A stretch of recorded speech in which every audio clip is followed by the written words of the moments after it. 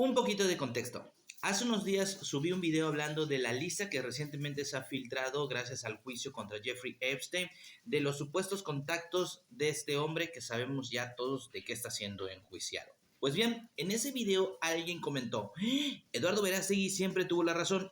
A ese comentario alguien más le comentó: pero si Eduardo Verástegui es uno de ellos. A lo cual nos lleva más o menos a este comentario. Dice: ¿y tienes pruebas o solo es tu paranoia?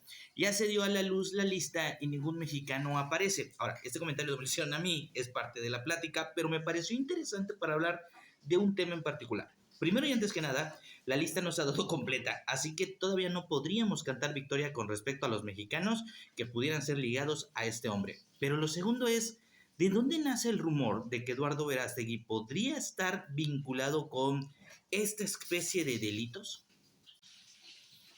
En parte todo inicia con la carrera política que ha tratado de iniciar Eduardo Verástegui, al menos en México. Y es que resulta lo siguiente: en internet hay pues un reportaje que ustedes pueden buscar que se llama Eduardo Verástegui y la Legión de Cristo, un milagro casi de telenovela. Así es como se llama y lo pueden encontrar en internet.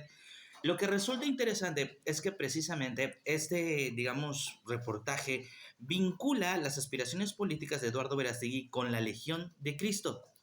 ¿Cuál es el problema con esto? O a lo que muchos internautas le encuentran un problema. La Legión de Cristo fue fundada por esta cosa. Sí, porque no se le puede llamar ser humano.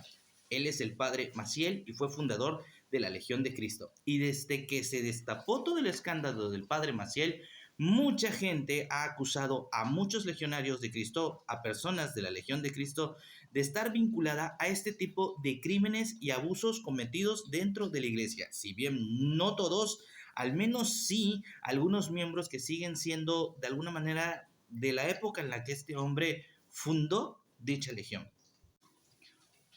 Para mala fortuna de Verástegui, luego, después de su película de The Sound of Freedom, alguien pues simplemente viralizó esta imagen. Al papa al que le está besando la mano es a Juan Pablo II, y el personaje que vemos sentado a un lado de Juan Pablo II es el padre Maciel. Hay que recordar que Juan Pablo II durante mucho tiempo fue criticado porque se le acusó de él encubrir no solo al padre Maciel, sino a cientos y cientos de curas acusados de estos delitos en contra de niños y de miles y miles de casos dentro de la Iglesia Católica. Y es que esto le jugó en contra a Eduardo Verástegui, porque todo el mundo se preguntó: ¿por qué hiciste The Sound of Freedom? ¿Y por qué no hiciste una película acerca de los abusos de la iglesia y acerca del padre Maciel? Es decir, si tiene tan buena, de alguna manera, relación con la Legión de Cristo y tiene tan buena relación con los miembros de la Iglesia Católica, y seguramente hay miembros de la Iglesia Católica buenos, o sea, honestos, que no participan de estos crímenes, dispuestos a hablar con tal de esclarecer y con tal de hacer viral todo lo que ellos saben, ¿por qué no hiciste una película al respecto? E hiciste una película llamada The Sound of Freedom, que por cierto no entrega nombres, no entrega fechas, no entrega lugares, no entrega en sí ningún tipo de información valiosa. Y a esto le sumamos que tiempo después de estrenada la película se da a conocer que un miembro de las personas que aportó cierta cantidad de dinero para realizar la película fue acusado de secuestrar a un menor de edad y retenerlo. En pocas palabras, todo esto se le vino al mundo abajo al señor Verástegui.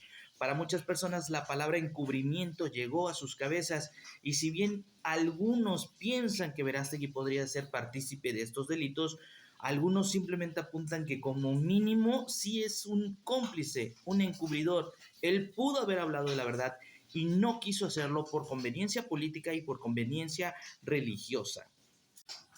Y los rumores se hicieron más fuertes cuando el señor Verástegui, cada vez que era de alguna manera cuestionado acerca de este tema, él ahora acusaba a todo aquel que lo cuestionaba con respecto a esto, los acusaba de que seguramente tú participas de eso, seguramente tú estás con esa gente, seguramente tú eres un... y te gustan los... Entonces todos vieron tener una reacción más allá de una persona inocente defendiéndose de una persona enojada porque estaba siendo enfrentada con la verdad. Insisto, todo esto es el origen del rumor.